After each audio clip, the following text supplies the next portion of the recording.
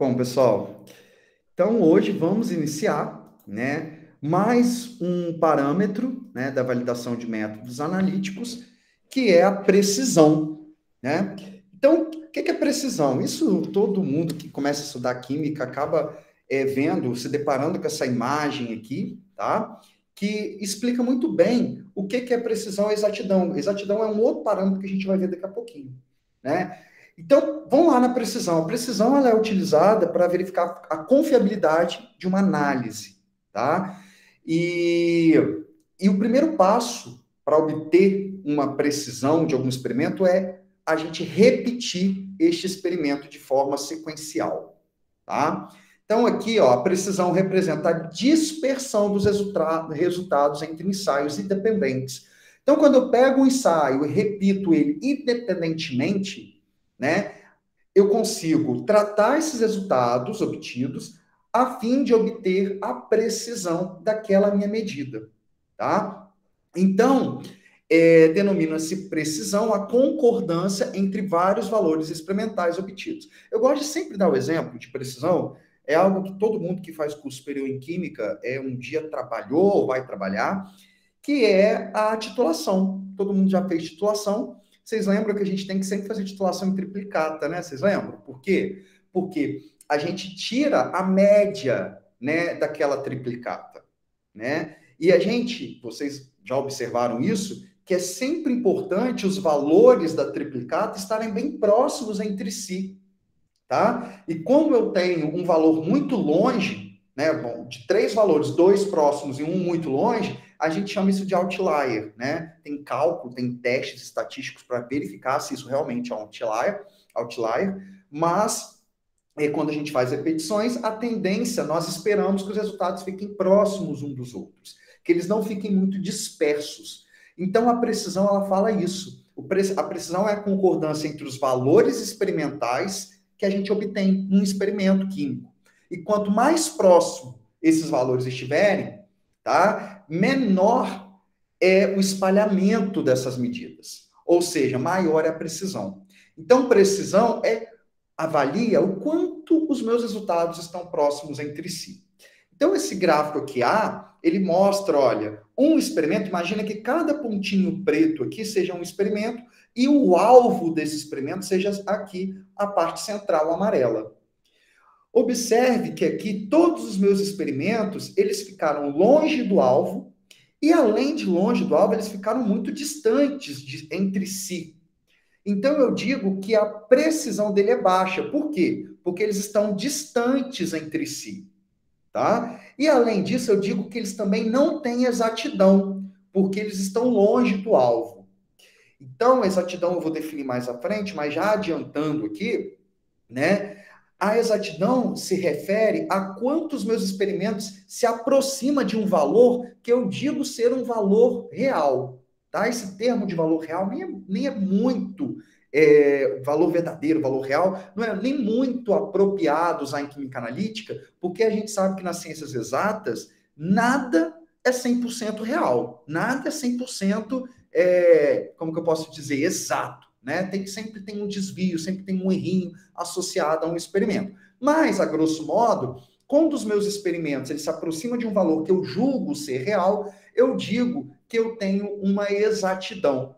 E quando esses meus experimentos estão próximos entre si, que não é esse caso aqui, se aqui eles estão afastados, ó, a bolinha preta aqui, afastada dessa, enfim, eu digo aqui que o meu resultado, ele também não é preciso, ele é impreciso e inexato, sem exatidão, tá? Agora, aqui no gráfico B, o gráfico B, a figura B, eu tenho uma situação que eu tenho precisão, olha os meus valores individuais aqui pretinhos, todos próximos entre si. Entretanto, esses meus valores estão longe do alvo, do valor real, né? Então, eles são precisos, né? Os valores têm uma precisão, uma alta precisão, porque a dispersão entre os resultados é muito baixa, tá? Entretanto, a exatidão dele é baixa. Esse outro exemplo, eu tenho um exemplo aqui que eu tenho uma exatidão. Se eu pegar a média desses pontinhos pretos aqui, se eu fizer uma média, vai exatamente dar um valor muito próximo aqui, vai dar um valor muito central, muito próximo aqui da bolinha amarela, tá bom? Entretanto, eles estão afastados entre si. Então, eu não tenho precisão. A dispersão dos meus resultados é muito alta. Esse termo a gente usa muito em química analítica. Dispersão de resultados. Os resultados são muito dispersos entre si. Ou seja, dispersão significa que o meu desvio é alto, tá? Que o meu desvio entre as minhas medidas é alto. Ou seja, eu não tenho uma precisão. Tá bom? E por fim, a figura D, eu tenho aqui os meus resultados, o ideal, né? Todos próximos uns aos outros, ou seja, uma baixa dispersão, ou seja, uma alta precisão, e além disso, eu tenho valores aqui muito próximos ao alvo, dizendo aí que também esses experimentos têm uma característica de exatidão, eles são exatos, né? Tá próximo ali do valor verdadeiro, que eu julgo ser verdadeiro. Então, pessoal, a precisão tem como eu medir ela. Eu falei aqui a parte teórica do que é, mas isso a gente consegue quantificar, consegue medir. Até mesmo porque química analítica a gente trabalha muito com números, vocês estão vendo isso, né? Então a gente precisa de medir, a gente precisa de dar um valor palpável, podemos dizer assim, né? Que eu consiga visualizar e falar, não, esse experimento tem uma alta precisão, uma baixa precisão. E para isso, a gente calcula algo muito importante lá em estatística, que é o desvio padrão. Aqui eu estou relatando como desvio padrão absoluto. Na verdade, o que a gente faz é uma estimativa do desvio padrão, que é chamado de S. Desvio padrão absoluto, né, é um desvio quando a gente relaciona toda a população experimental. Em estatística, quando vocês forem estudar estatística, vocês vão ver isso. Um desvio populacional é, por exemplo, eu estou fazendo análise de um analito de chumbo no rio. Tem como de eu fazer a medida de toda a água do rio? Não tem. Mas se existisse essa possibilidade, eu teria um desvio padrão absoluto, ou seja, da população todinha do rio. Só que isso é impossível em química analítica. Em química analítica a gente trabalha com pequenas quantidades, pequenas repetições, até mesmo porque repetir muito um experimento é oneroso, gasta. Né? Então, a gente trabalha com N amostral, muitas das vezes, pequeno. Então, o que a gente faz é amostrar aquela área do rio, ou seja, coletar as amostras de alguns pontos estratégicos, né, fazendo uma amostragem dos melhores pontos estratégicos para coletar água do rio, levo aqueles pontos amostrados para o meu laboratório e lá eu calculo o desvio padrão entre eles. E esse desvio é uma estimativa do desvio padrão, porque não é esse desvio, ele está representando toda a população do rio, mas é impossível pegar toda a água do rio. Então, o que eu faço é uma estimativa do desvio padrão. Em química analítica, a gente sempre vai fazer a estimativa do desvio padrão para as análises, visto a impossibilidade de analisar tudo, tá? Num livro, aquele livro que eu até mostrei para vocês, né, de quimiometria, né, de planejamento de experimento, do Bruns, da Ieda, eles até dão um exemplo de caroços de feijão, né, eles fazem, por exemplo, 1 quilo de feijão, se eu pegar 1 quilo de feijão e fizer a medida, o peso, a massa, calcular a massa de cada feijãozinho, e depois tirar o desvio padrão, eu consigo obter o desvio padrão absoluto, é só eu pesar um caroço por vez daquele 1 quilo de feijão, não, né, eu consegui pesar toda a população ali do feijão. Agora, imagina só o tanto de tempo, né? Eu poderia pegar um aluno aí de iniciação científica, né, Ana? Para fazer esse trabalho para a gente, pesar um feijãozinho por vez, né? Mas isso demora muito tempo. Em química analítica a gente quer praticidade, a gente quer resultado rápido, confiável, mas rápido. Então, o que a gente faz é selecionar, amostrar uma pequena parcela daqueles caroços de feijão e fazer somente daquela pequena parcela. E aí eu tenho a estimativa do desvio padrão, que vai dizer o quanto é a precisão, ou seja, o quanto é o desvio, no caso das massas do feijão, em relação a toda a população. Ao invés de analisar todos os feijões, todos os caroços, eu pego somente alguns, né, para fazer a estimativa do desvio padrão. E essa estimativa do desvio padrão, chamado de S, é calculado pela raiz quadrada do somatório de x, é uma medida, menos a média, né, a média de todas as medidas elevado ao quadrado, dividido por n, que é o número de graus de n, que é o número de amostras, né, menos 1, tá? Então, isso aqui, n menos 1 é o grau de liberdade aqui desse experimento. tá? Então, é assim que eu calculo o desvio padrão, tá bom? De uma análise. E aí eu sei que quanto maior o valor do desvio padrão, menor é a minha precisão. Isso é óbvio. Se eu tenho um alto desvio nos meus resultados, quer dizer que os meus experimentos estão dispersos. Então, eu tenho baixa precisão. Tá bom? Outra forma de reportar a precisão é avaliando o que nós chamamos de RSD, ou CV, coeficiente de variação, tá? Ou desvio padrão relativo, RSD significa isso. Isso nada mais é do que o desvio padrão que você calculou, o absoluto, tá? Dividido pela média, a média, o valor médio dos seus experimentos, vezes 100. É uma forma de reportar esses resultados em porcentagem, tá? Então, normalmente, métodos que quantificam compostos em macro quantidades requerem um RSD de 1 a 2%, tá? Em métodos de análise de traços ou impurezas, são aceitos RSDs de até 20%, dependendo da complexidade da amostra. Eu digo o seguinte, que quanto maior for o analito presente ali na minha amostra, eu posso requerer um desvio padrão menorzinho. Agora, à medida que o meu analito na minha amostra começa a ficar muito pequeno, concentração traço é concentração do analito em pequenas quantidades, em miligrama, micrograma por ml, né, ppb, ou miligrama, até miligrama por litro, por exemplo, ppm, também pode aí aceitar, de repente, dependendo da sua amostra, um desvio padrão de até 20%. Tá? Mas quando eu tenho na minha amostra a concentração do meu analito em maiores concentrações, em maior quantidade, né, é requerido sempre um RSD menor. Eu digo para os meus alunos, né, sempre o ideal é obter um RSD menor do que 5%, tá? Que aí um RSD menor que 5%, eu vou garantir que que eu estou com uma precisão, que as minhas repetições, meus experimentos estão com a repetição está com uma dispersão não muito grande, né, uma dispersão pequena, ou seja, uma concordância entre os resultados, garantindo aí a precisão dos meus experimentos. Porém, gente, se um dia vocês forem para um laboratório, igual eu já trabalhei com petróleo, e petróleo é uma amostra super complexa.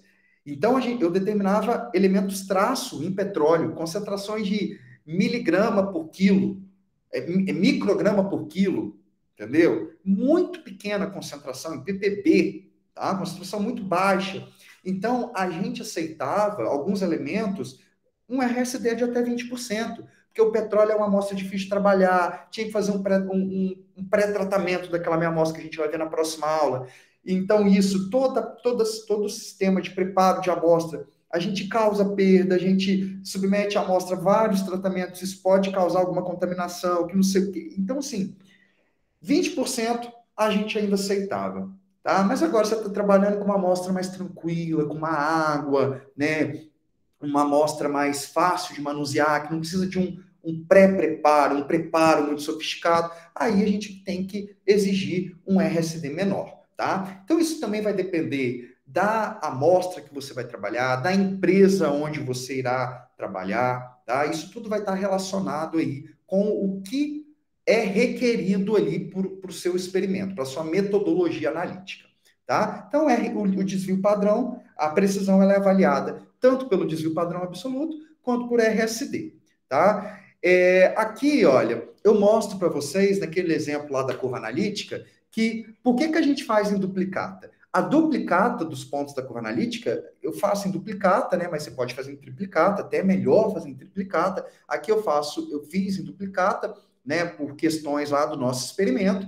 Mas aqui, ó, como é duplicata, existe um desvio entre as medidas, tá? Aqui, ó, desvio entre as medidas. A primeira medida deu 19.142, a segunda 19.045. Olha, há um desvio, mas é um desvio grande entre as duas medidas ou elas estão próximas entre si? Elas estão muito próximas entre si. Então, quando eu calculo o desvio padrão, por essa fórmula aqui, eu obtenho, olha só, um desvio padrão de 68,48. O que significa esse desvio padrão absoluto? Significa que essas medidas, a média dessas medidas, varia mais, esse valor mais 68,48 e esse valor menos 68,48. Tá? Então, se eu pego uma média aqui de 19,142 e 19,45, faço a média, vamos imaginar que deu 19.100, né? 19.100. O que seria o desvio padrão absoluto? 19.100 mais ou menos 68, 19.100 mais ou menos mais 68 e 19.100 menos 68. Isso seria o desvio padrão absoluto. E o RSD, o desvio padrão relativo, nada mais é do que essa mesma interpretação que eu fiz, só que agora em porcentagem. E quando eu faço cálculo, né, pego o valor do S, do desvio padrão, divido pela média e multiplico por 100, gera esse valor aqui de 0,36. Esse valor de 0,36 é em porcentagem. Está querendo dizer o quê? Que esse meu experimento, 19.100 vezes 0,36 para cima, tá? E 19.100 vezes 0,36 para baixo. É porcentagem desse valor. Vamos imaginar que 0,36 de 19.100 tenha dado um valor X. Então, é o valor da média mais o X e o valor da média menos o X. Isso é o RSD referente a esse resultado. Então, para cada ponto da curva, a gente faz em duplicado para a gente ter esses valores, tanto de desvio padrão quanto de RSD, que estarão aí relacionados com a precisão do seu experimento. Então, vamos observar, olha, eu disse lá para vocês anteriormente, olha, 5%, né? Mas aqui, ó, um RSD até ainda mais restritivo, bem melhor, né? De 1 a 2. Olha, no experimento aqui, ó, a gente obteve menor do que 1. Esse aqui, ó, já foi 7, né? Já passou um pouco de 5, mas olha, o outro aqui, ó, 5,8, tá dentro, 3,96, 0,21, 1,67, 3,75. Então, esse desvio padrão existe. E eu sempre digo, se algum aluno meu chega com um experimento com desvio padrão de 0, eu falar, ele está fazendo alguma coisa errada. Ele tá fazendo alguma coisa falha ali, ele está repetindo o resultado, está fazendo alguma coisa que está estranha. Porque todo experimento tem um desvio padrão associado a ele, de forma aleatória. Esses desvios são aleatórios. Podem ser sistemáticos? Podem inclusive ser determinados, aqueles desvios grosseiros, né? A pessoa, sei lá, está fazendo análise de formaldeído, que eu acho que era esse exemplo aqui no ar, numa curva no formaldeído, né, por HPLC, pegar e selecionar o comprimento de onda errado, né, o comprimento de onda lá do detector VVIS errado, um erro grosseiro, ou outro erro grosseiro, mais grosseiro ainda, entendeu? Mas, geralmente, esse desvio padrão, ele é de erro aleatório, erro de casualidade, que deve acontecer mesmo no seu experimento. É a flutuação normal, né? A gente representa até esse erro por uma gaussiana, né? Vocês vão ver isso lá em estatística, que é uma distribuição normal, é um erro normal que deve ocorrer nos seus experimentos, tá? Então, por isso que a gente faz em duplicata, para a gente estimar esses erros, né? Então, pela curva analítica, a gente já consegue observar como que é a tendência em relação à precisão dos seus resultados nesses experimentos, tá bom? Então, a precisão, ela pode se dividir ela se divide em três subdivisões, né, podemos dizer assim, que é o que a gente chama de repetitividade, que é a RP, precisão intermediária e reprodutibilidade, que é a REPRO. RP, precisão intermediária, e REPRO. E a gente vai ver um pouquinho de cada uma delas agora. Então, o que seria a RP? A RP significa repetição, que se repete, ou que é repetível, né? Então, é a máxima diferença aceitável entre duas repetições. Vale dizer, dois resultados independentes do mesmo ensaio, no mesmo laboratório e sob as mesmas condições. Então, isso acontece muito. Quando a gente quer avaliar a precisão de algo, a gente pega essas repetições, aqui eu falo de a máxima diferença aceitável entre duas repetições, eu faço duas repetições, e essas repetições, esses experimentos devem ser feitos no mesmo laboratório e sob as mesmas condições. Como assim? Tem que ser a mesma amostra, o mesmo analista. Então, vamos imaginar que é a Tainá, que é ali a analista do laboratório. E se ela está querendo avaliar a repetitividade, ela não pode chamar o Yuri para fazer junto com ela.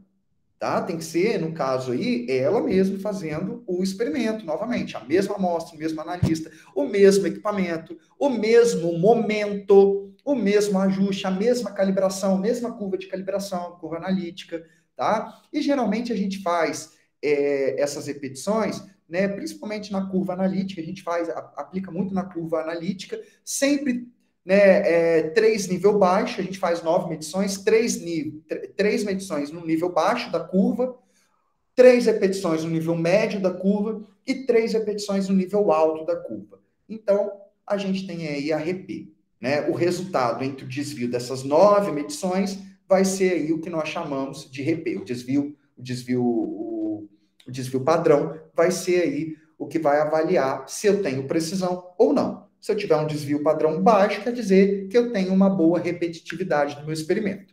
Tá bom? Então é isso. O mais importante é que tem que ser no mesmo laboratório e sob as mesmas condições que são reportadas aqui. Tá bom? Agora, e a precisão intermediária? A precisão intermediária, né, ela também deve ser feita da mesma forma, 9 medições, 3 nível baixo, médio e alto. Entretanto, tá, essa precisão intermediária, ela indica o efeito das variações dentro do laboratório, devido a eventos como diferentes dias, diferentes analistas, diferentes equipamentos, uma combinação desses fatores. Então, por exemplo, se eu quero avaliar a precisão intermediária, eu tenho que variar algum desses fatores, ou 2, ou 3, ou todos. Né? Eu tenho que fazer os experimentos em dias diferentes, tá? Tem que ser no mesmo laboratório. O pré-requisito é ser no mesmo laboratório, tá bom? Agora, em dias diferentes, com analistas diferentes, aí sim, aí a Tainá pode fazer num dia e o Uri fazer no outro, com diferentes equipamentos, né? Você pode pegar vamos imaginar que você está fazendo análise de um elemento potencialmente tóxico. A gente vai estudar esses equipamentos ainda nesse curso. Aí um faz com ICP-MS, outro faz com FAS, com FAS, tá? Que são equipamentos diferentes e comparam esses resultados. Então, assim, isso é precisão intermediária, é reconhecida como a mais representativa da variabilidade dos resultados em um único laboratório. Então, quando a gente fala de repetitividade, é algo mais simples, é algo mais interno. A gente não consegue avaliar tanta variação da precisão dos meus resultados. Agora, quando a gente faz a precisão intermediária, eu já consigo avaliar a máxima variação dos meus resultados dentro do meu laboratório. Tá bom? E, por fim, eu tenho aqui a REPRO. A REPRO é a máxima diferença aceitável entre dois resultados, cada um obtido em um laboratório distinto. Vocês viram que à medida que a gente vai prosseguindo, né, da RP para a precisão intermediária, aumenta um pouco a complexidade. Da precisão intermediária para a REPRO, aumenta ainda um pouquinho mais. A REPRO são resultados em laboratórios diferentes. A gente chama isso de comparação interlaboratorial. Né? Então, vamos imaginar o seguinte, aí agora eu tenho a Gilmara tem o laboratório lá do IFE, então ela está fazendo uma análise no laboratório do IFE, e vamos imaginar que o Túlio, por exemplo, ele foi contratado para trabalhar no laboratório lá em São Paulo. Tá? Então, a Gilmara está querendo fazer um experimento, né, um experimento de um determinado analito, e ela precisa de avaliar a reprodutibilidade dos seus resultados. Aí o que ela faz? Ela manda o resultado lá para o Túlio e fala: Túlio, faz essas amostras, essa amostra, analisa essa amostra, vê se dá mesmo, e me passa o resultado para ver qual que é a repro dos meus experimentos. E aí você compara os resultados, né? E aí você vai ter a repro, tá? Então, ó, amostras diferentes do mesmo ponto amostral, tá? Se eu estou avaliando uma amostra de um rio, por exemplo, né? Então, eu pego amostras diferentes daquele mesmo ponto, já vai ser uma forma aí de eu avaliar um pouco da repro, tá? Diferentes analistas, tá? Diferentes equipamentos, diferentes técnicas, diferentes calibrações ou ajustes, entretanto, em laboratórios diferentes. E aí o PAC, gente, ela recomenda a gente não retirar conclusões precipitadas, né, com menos de 5 laboratórios. Ela recomenda 8 laboratórios para verificar a reprodutibilidade, tá? 8 laboratórios. Mandar para 8. Só que isso, na prática, exceto laboratórios que querem ali se credenciar, né, ter um selo ali de qualidade, de excelentismo que fazem e tal, em análise, principalmente na pesquisa, né, análise de pesquisa acadêmica, a gente não faz, a gente não usa a tanto rigor mandar para 8 laboratórios, exceto se é uma amostra com que a gente quer realmente verificar fazer toda a validação completa, completíssima ali dos meus resultados, né? Mas geralmente na pesquisa acadêmica, a gente manda para um laboratório somente, ou 2, né? Só para garantir que o resultado ele tem uma certa repro, né? Referente aos meus resultados, tá? Bom, então é isso que é precisão, tá? A teoria é essa, e o cálculo é feito somente com essas duas fórmulas aqui. Tá? É você pegar as suas medidas e fazer o desvio padrão e o desvio padrão absoluto, o desvio padrão relativo. Tá bom? Bom, um outro parâmetro, e a gente vai finalizar por aqui, esse parâmetro, é a exatidão, tá? Chamado também de acurácia. O que é exatidão? A exatidão, eu já mostrei para vocês, mas ela representa o grau de concordância entre os seus resultados individuais com um resultado que eu chamo de valor de referência, valor verdadeiro, tá?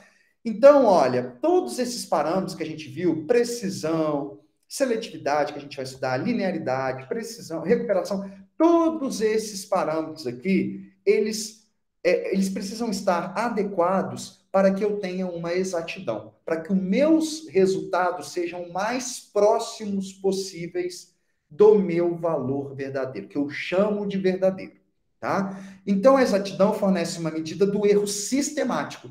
A precisão, que a gente viu anteriormente, é o erro aleatório. Vocês lembram que eu falei isso com vocês? Que é representado por uma gaussiana. É um erro aleatório, é um erro inerente, ele é um erro muito casual. Esse erro acontece por casualidade, porque deveria acontecer, é um erro aleatório, tá? Agora, já a exatidão, ela fornece uma medida do erro sistemático, e é calculada através do erro relativo, tá? Então, esse erro sistemático é o quê? É o quanto o seu experimento, os seus resultados dos seus experimentos se aproximam ali do valor que eu julgo ser verdadeiro.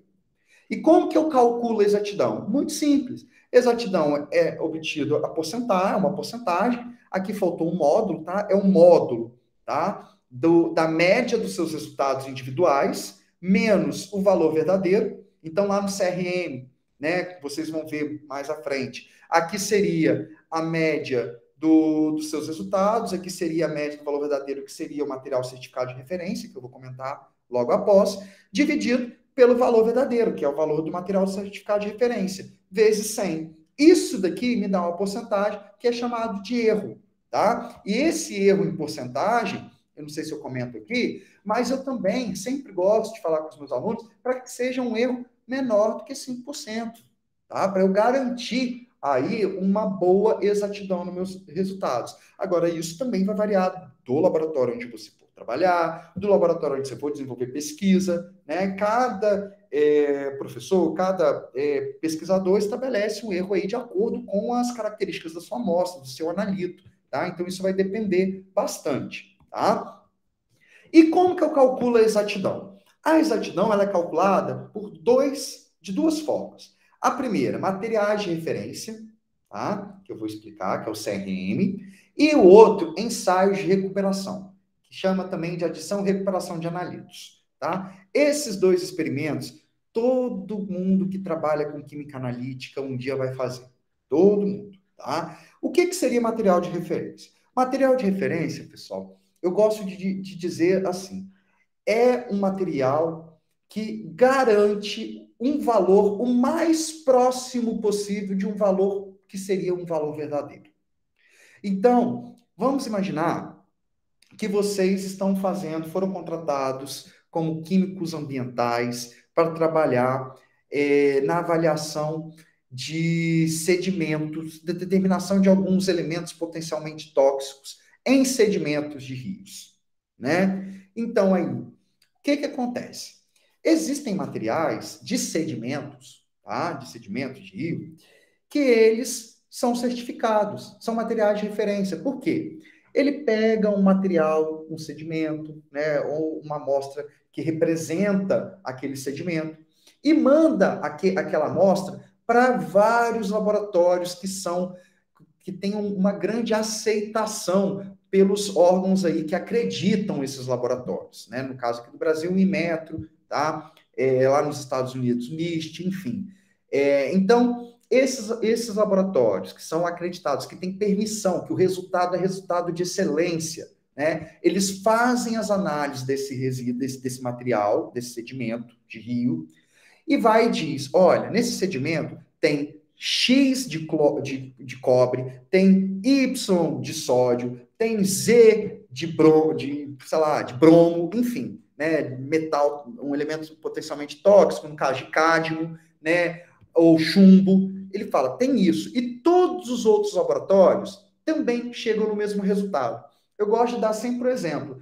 Vamos imaginar que um de vocês estão trabalhando, foram contratados para trabalhar num laboratório, né, que fabrica, né, que tem essa possibilidade, essa acreditação para fazer essas análises. Aí um está lá nos Estados Unidos trabalhando lá, outro está na Alemanha, outro está aqui no Brasil e tal. Então pega vários laboratórios, fazem a medida daquele material de referência e dizem o seguinte: a gente tem X do analito tal.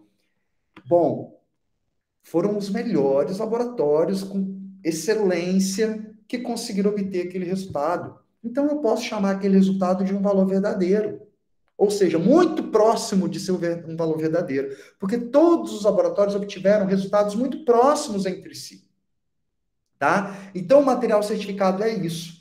Daí, o que a gente faz? Principalmente os laboratórios de pesquisa, né? Os laboratórios de pesquisa, geralmente, eles não são acreditados, eles desenvolvem pesquisa. É claro que existem laboratórios de pesquisa que são acreditados, que até vendem análise, enfim, mas não é o caso da maioria. Tá? Então, o que nós fazemos? Nós aqui que trabalhamos na pesquisa mais acadêmica.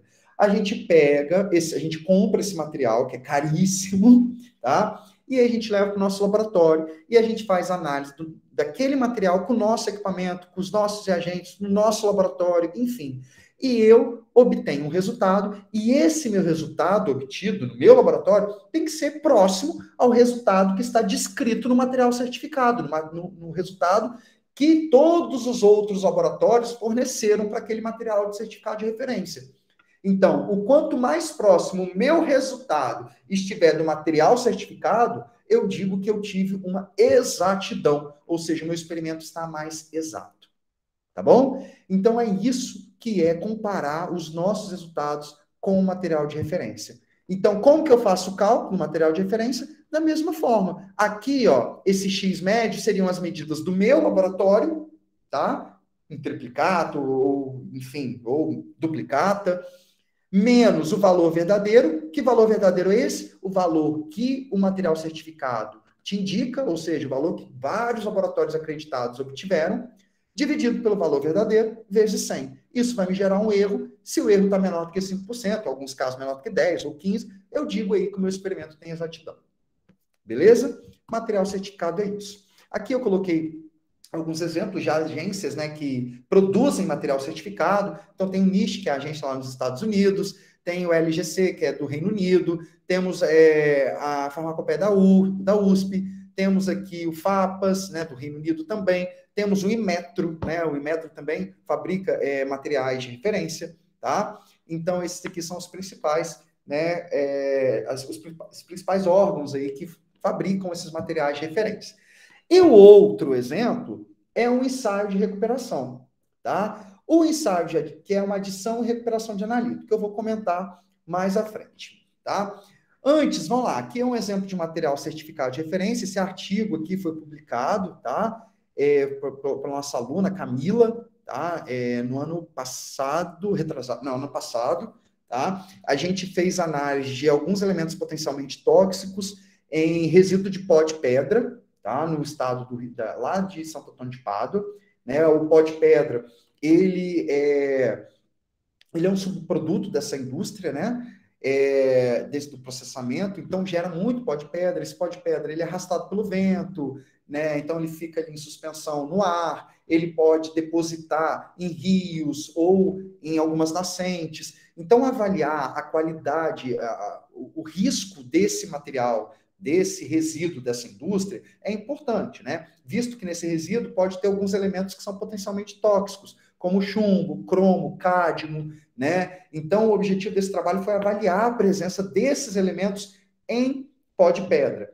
Uma vez que, se não houvesse a presença desses elementos no pó de pedra, a gente poderia utilizar, né, esse material, esse pó de pedra, como um fertilizante natural. Né? Então, a gente, né, como spoiler, a gente conseguiu provar, né, que esse pó de pedra ele apresentava concentrações abaixo, né, do que é nocivo desses elementos. Para um elemento, se não me engano, foi o cromo, né? A gente precisava de fazer uma análise de especiação química, a gente não teve condição de fazer, mas mesmo assim a gente obteve um teor bem baixo, né? E indicando aí o pó de pedra como algo promissor para trabalhar como fertilizante, né? Fertilizante natural do solo. Tá? Então, bom, por que eu trouxe esse trabalho? Porque esse trabalho a gente fez um teste com material certificado de referência, então a gente pegou um material certificado de sedimentos, né? Fizemos a análise desse material certificado e a gente, né, comparou no resultado obtido, né, na nossa análise, com o resultado que foi fornecido pelo material certificado de referência, né?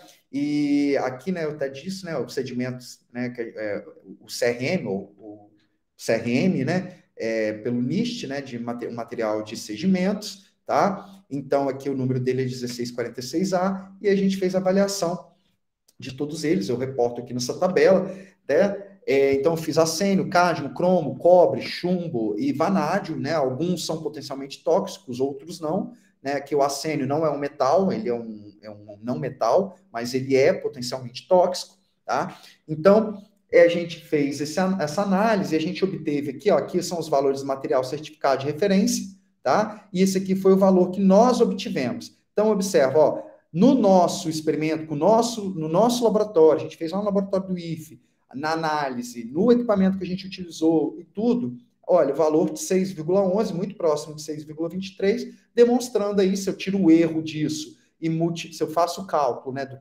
isso menos isso, material certificado, dividido pelo material certificado, e multiplico por 100, né, eu vou ter uma porcentagem, eu poderia ter trazido aqui, eu poderia ter montado, mas eu não montei, mas eu teria uma porcentagem aqui muito menor do que 5, né, indicando aí uma exatidão no meu experimento. Então, esse aqui foi para arsênio, tá? Aqui no caso do cádmio, a gente não conseguiu, o valor ficou abaixo do limite de detecção, então a gente não conseguiu uma sensibilidade para determinar esse elemento, mas aí para o cromo, a gente conseguiu valores muito próximos também, para o cobre também, para o chumbo, indicando, e para o vanádio também, indicando aí uma alta exatidão nos experimentos. Então, essa é uma forma de calcular a exatidão por meio de materiais de referência, tá bom?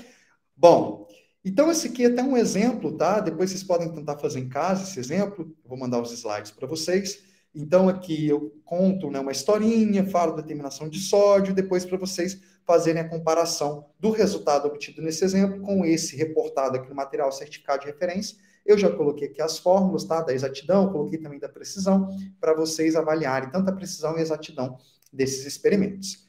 Bom, por último, eu falei que a exatidão se divide em materiais de referência e ensaios de recuperação. Então, vamos lá ver agora o que seria ensaio de recuperação. Ensaio de recuperação é uma outra forma de você avaliar a exatidão dos seus experimentos, tá? O que significa isso? Ensaio de recuperação. Eu adiciono uma concentração do meu analito conhecida, que eu conheço na minha amostra. Eu adiciono uma concentração conhecida e levo para o meu equipamento. O meu equipamento vai ter que me dar uma resposta daquilo que eu adicionei.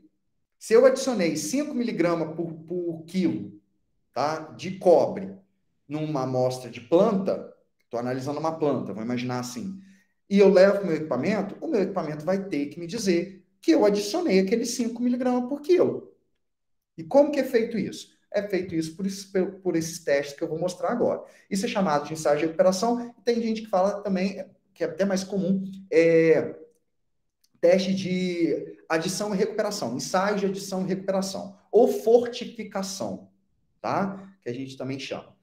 Então, ó, os intervalos aceitáveis da recuperação, né? Então, isso vai gerar um resultado em porcentagem, que eu vou mostrar para vocês, e esses intervalos de porcentagem, ele deve estar entre 80% e 120%.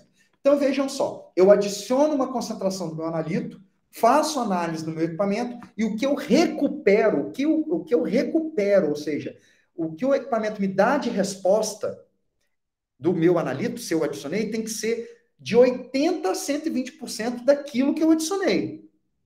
Ah, professor, por que ele vai te dar de 80% só? Se você adicionou 5 miligramas, ele vai te dar a resposta só de 4,6%, 4,6 gramas, por exemplo, no caso? Sim, pode acontecer. O equipamento, vocês lembram que eu disse que o equipamento tem um erro associado? Então, muitas das vezes, acaba te dar você adiciona 100%, mas o equipamento te dá como resposta de recuperação 80%. Isso é normal. E, professor, mas 120%? Se eu adicionei só 5, como que o equipamento vai me dar uma concentração maior do que eu adicionei? Novamente, pode acontecer, tá? Uma porcentagem maior do que você adicionou. O que isso quer dizer? Quer dizer um erro ali inerente ao seu equipamento, tá? E seu equipamento teve uma falha, né?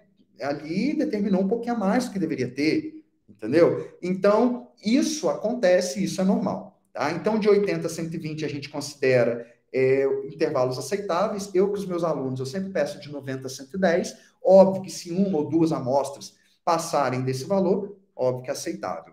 Tá? Porém, gente, conforme eu já disse, isso é muito subjetivo. Alguns laboratórios consideram uma exatidão de 50% a 120%. Olha só, 50% a 120%.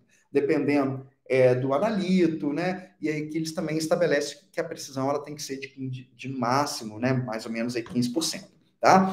Então, com o ensaio de recuperação, eu vou explicar um pouquinho mais detalhado, rapidamente, mas esse trabalho também foi publicado pela aluna Ana Carolina, foi minha aluna de C, e o Gabriel também, que é meu aluno de C, que hoje também está ali na licenciatura em Química. Esse trabalho foi publicado na Brazilian Journal Analytical Chemistry, BRJAC, tá?